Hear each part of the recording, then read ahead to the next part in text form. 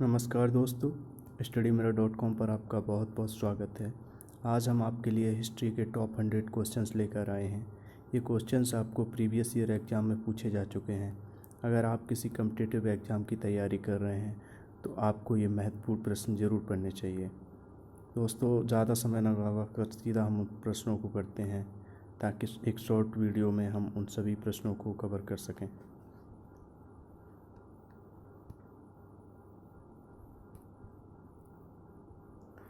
पहला प्रश्न है, मोहनजोदड़ो में सबसे बड़ी इमारत कौन सी है? तो मोहनजोदड़ो में सबसे बड़ी इमारत ग्रेट ग्रैंडरी थी। पुरालेख शास्त्र किसका अध्ययन है? तो पुरालेख शास्त्र शिलालेख का अध्ययन है। सिंधु घाटी की सभ्यता के लोग किसकी पूजा करते थे? सिंधु घाटी की सभ्यता के लोग पशुपतिनाथ की पूजा करते थे। ऐतिहासिक लेखों का संरक्षण विज्ञान की किस शाखा के अंतर्गत किया जाता है? तो म्यूजियोलॉजी के अंतर्गत ऐतिहासिक लेखों का संरक्षण किया जाता है। सिंधु घाटी सभ्यता के शहरों की गलियां थीं।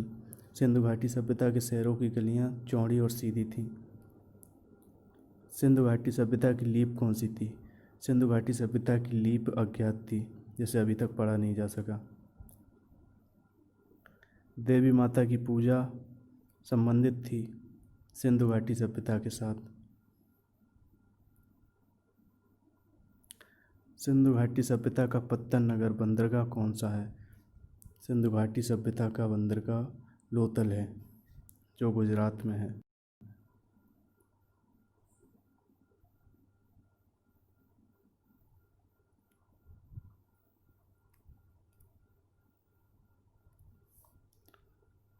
सिंधु अर्थव्यवस्था की ताकत थी। सिंधु अर्थव्यवस्था की सबसे बड़ी ताकत कृषि थी। वेद का अर्थ क्या है? वेद का अर्थ ज्ञान है।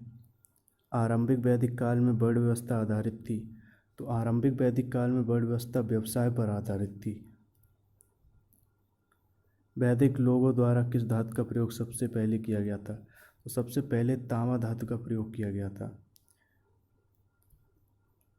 आर्यों को एक जाति कहने वाला पहला यूरोपियन कौन था? तो मैक्स मूलन ने आर्यों को एक जात कहा था सबसे पहले। वैदिक आर्यों का प्रमुख भोजन था। वैदिक आर्यों का प्रमुख भोजन दूध और इसके उत्पाद थे। आर्य सभ्यता में मनुष्य के जीवन के आरोही क्रमानुसार निम्नलिखित चरणों में से कौन सा विकल्प सही है? ये बहुविकल्पी प्रश्नों में से लिया है हमने, तो इसे क्रमगत अनुसार हमने लिखा है। तो पहले ब्रह्मचर्य, गृहस्थ, वानप्रस्थ और संन्यास। इस तरीके से आपको ये आरोही क्रम याद रखना है। कौन सा वेद धार्मिक अनुष्ठानों से संबंध रखता है? तो यजुर्वेद है जो धार्मिक अनुष्ठानों से संबंध रखता है। उपनिषद क्या है? उपनिषद एक हिंदू दर्शन का स्रोत है।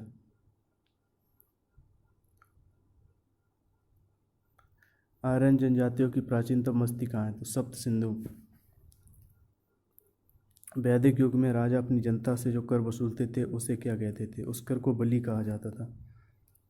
प्रसिद्ध गायत्री मंत्र कहाँ से लिया गया? तो ऋग्वेद से लिया गया है प्रसिद्ध गायत्री मंत्र। तिलवाड़ा के चालुक्य मंदिर या जैन मंदिर कहाँ स्थित हैं? तो ये राजस्थान में स्थित हैं। कैवल्य कौन से धर्म से संबंधित थे? कैवल्य जैन धर्म से संबंधित थे। प्रथम बौद्ध परिषद कहाँ आयोजित हुई थी? तो प्रथम बौद्ध परिषद राजगृह में आयोजित हुई थी। माउंट आबू स्थित मशहूर तिलवाड़ा मंदिर निम्नलिखित में से किस समुदाय का पवित्र तीर्थ स्थल है? तो दिलवाड़ा मंदिर जैन धर्म का पवित्र तीर्थ स्थल है। जैनियों द्वारा अपने पवित्र ग्रंथों के लिए सामूहिक रूप से किस शब्द का प्रयोग किया जाता है? तो जैनियों द्वारा अपने पवित्र ग्रंथों के लिए सामूहिक रूप से जिस शब्द का प्रयोग किया जाता है उसे अंग कहते हैं। बुद्ध किस वंश से संबंधित थे? तो बुद्ध शाक्य वंश से संबंधित थे। पांचवी बौद्ध परिषद का आयोजन किसने किया था? पांचवी बौद्ध परिषद का आयोजन हर्ष ने किया था।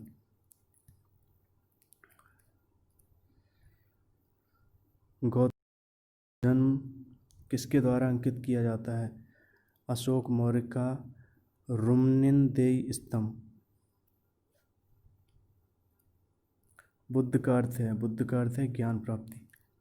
बुद्ध ने अपना प्रथम प्रवचन कहाँ दिया था? बुद्ध ने अपना प्रथम प्रवचन सारनाथ में दिया था। निम्नलिखित में से बौद्ध साहित्य की पहचान कीजिए। तो बौद्ध साहित्य को त्रिपिटक कहा जाता है। निम्नलिखित में से कौन सी जनजातीय सभा सामान्य रूप से जनजातीय सरदार या मुखिया के चुनाव में शामिल होती थी? तो समिति थी वो।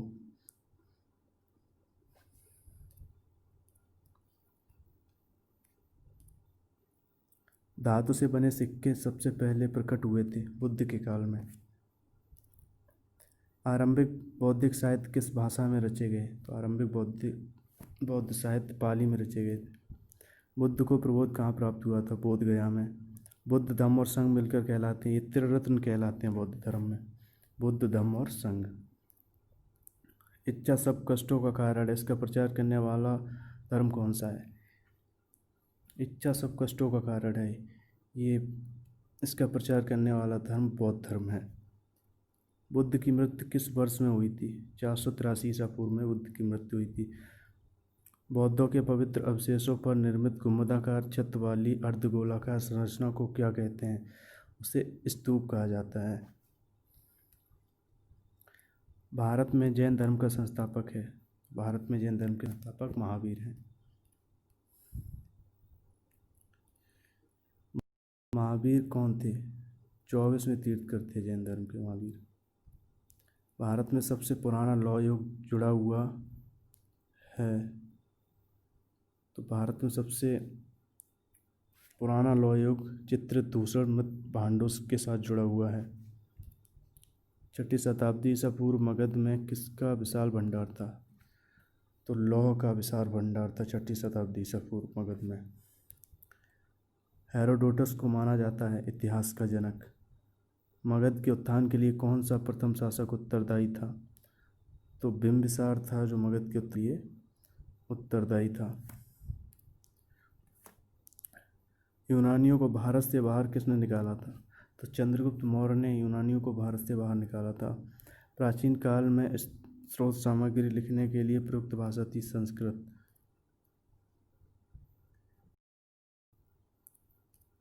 यहूदियों के धार्मिक पाठ का नाम मूसा संहिता है। मौर्य साम्राज्य की राजधानी कहाँ स्थित है? मौर्य साम्राज्य की राजधानी पाटलिपुत्र में स्थित है। अशोक के शिलालेख पर किस लिपि का प्रयोग किया गया था? तो ब्राह्मी लिपि का प्रयोग अशोक के शिलालेख पर किया गया था।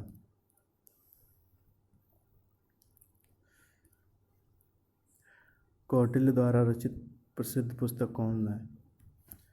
तो अर्थशास्त्र पुस्तक है जो कौटिल्य द्वारा रचित है। अर्थशास्त्र का मतलब राजनीतिक शास्त्र से है। दक्षिण भारत में प्रसिद्ध जैन केंद्र स्थित है। तो श्रवणबेलगोला में जैन केंद्र स्थित हैं दक्षिण भारत के अंतर्गत। उस राज्य का नाम बताइए जिसने पहली बार युद्ध में हाथियों का इस्तेमाल किया था। तो मगध वो राज्य था जिसने पहली बार युद्ध में हाथियों का इस्तेमाल किया था। महाभाष्य लिखा था पतंजलि ने। बिंदुसार के शासन के दौरान अशांति कहाँ थी? तो तक्षशिला में बिंदुसार के शासन के दौरान अशांति थी। अशोक की प्रशासनिक नीति में भारी परिवर्तन किस घटना से आया? तो कलिंग युद्ध से अशोक की प्रशासनिक नीति में भारी परिवर्तन आया।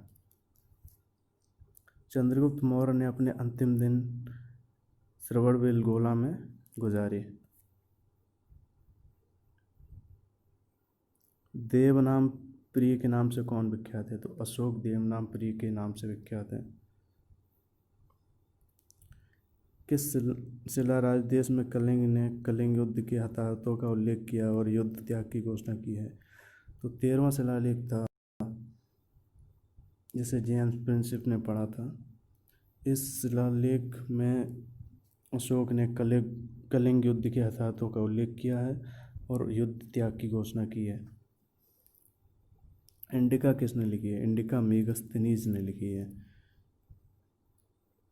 चंद्रगुप्त मौर्य के दरबार में भेजा गया यूनानी राजदूत था मेगस्थनीज। अशोक ने अशोक ने किस बौद्ध साधु से प्रभावित होकर बौद्ध धर्म अपनाया? तो उपगुप्त से प्रभावित होकर अशोक ने बौद्ध धर्म अपनाया था। ग्रीस के राजदूत का नाम मेगास्थनीज था। मौर्य काल के दौरान शिक्षा का सबसे प्रसिद्ध केंद्र तक्षशिला था। कलिंग युद्ध किस वर्ष हुआ था? तो 261 BC में कलिंग युद्ध हुआ था। अशोक पर कलिंग युद्ध का प्रभाव कहाँ दिखाई देता है? तो शिलाओं पर उत्कीर्ण 13वें राज्यादेश में अशोक पर कलिंग युद्ध का प्रभाव दिखाई पड़ता है। अर्थशास्त्र के लेखक किसके समकालीन थे? तो अर्थशास्त्र के लेखक कौटिल्य चंद्रगुप्त मौर्य के समकालीन थे। चंद्रगुप्त मौर्य का प्रसिद्ध गुरु चाणक्य निम्नलिखित में से किस विद्या केंद्र से संबंधित था? तो चाणक्य तक्षशिला से संबंधित थे।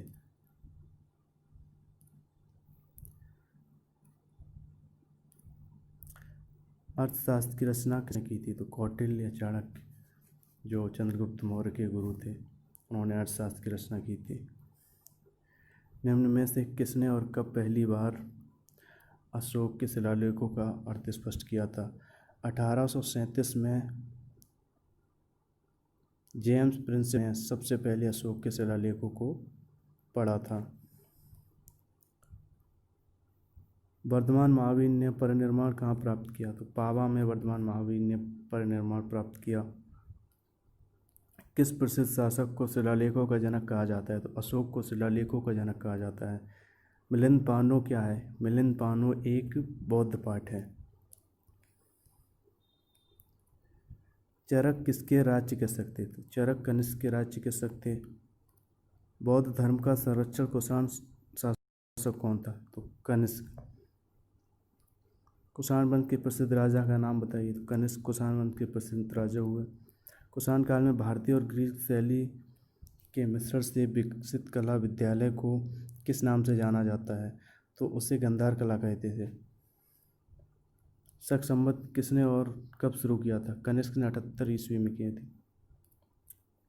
कला की गंधार शैली किसके शासनकाल में पनपी थी? तो कनिष्क के शासनकाल में कला की गंधार शैली पनपी थी। प्राचीन काल में निम्नलिखित में से कौन कलिंग का एक महान शासक था? तो कलिंग का एक महान शासक हुआ खारवेल।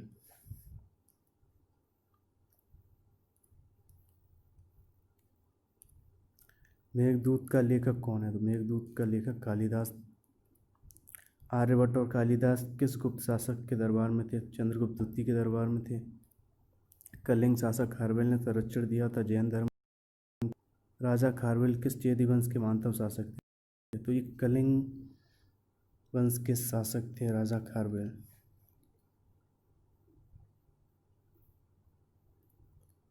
सातवाहन का सबसे बड़ा शासक कौन था? तो गौतमीपुत्र सातकर्णी सातवाहन के सबसे बड़े शासक थे। महरौली में जंग रहित लौह स्तंभ किसने स्थापित किया? तो गुप्त ने। हर्षेन निम्नलिखित राजाओं में से किसका राजकवि था? समुद्रगुप्त का। चंद्रगुप्त द्वितीय को और किस नाम से जाना जाता है? चंद्रगुप्त द्वितीय को विक्रमादित्य के नाम से जाना जाता था। गुप्त राजा जिसने विक्रमादित्य की पदवी ग्रहण की थी वह चंद्रगुप्त द्वितीय थे। लिच्छवी द्वैत्र किसे कहते थे? तो समुद्रगुप्त को लिच्छवी द्वैत्र कहते थे।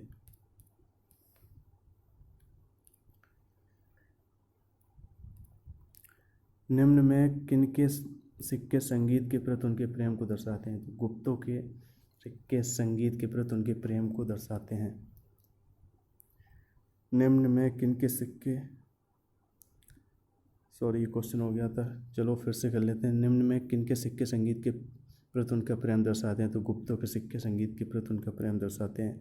गुप्त काल में किस धातु के सर्वाधिक सिक्के जारी किए गए थे? गुप्त काल में सोने के सर्वाधिक सिक्के जारी किए गए थे।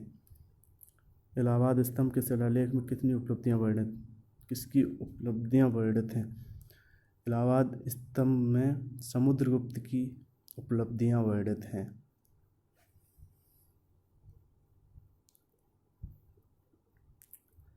भारतीय नेपोलियन के नाम से आमतौर पर कौन हिंदू राजा विख्यात है? समुद्रगुप्त को भारतीय नेपोलियन के नाम से जाना जाता है।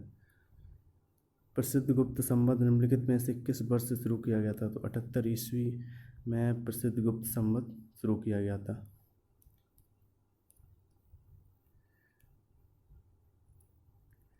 इलाहाबाद स्तंभ शिलालेख किसने बनवाया था? तो हरिसेन ने इलाहाबाद स्तंभ शिलालेख बनवाया था। फान किसके शासनकाल के दौरान भारत आया था? तो चंद्रगुप्त द्वितीय के शासनकाल में फान भारत आया था।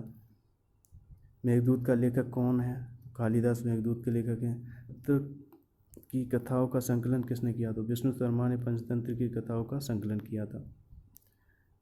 वराहमिहिर थे। वराहमिहिर एक प्राचीन खगोलविद। दोस्तों कैसी लगी हमारी वीडियो? अगर वीडियो पसंद आई तो इसे लाइक शेयर करें और हमारे चैनल को सब्सक्राइब करें। दोस्तों हम इसी तरह के क्वेश्चंस की एक सीरीज़ लेकर आते रहते हैं।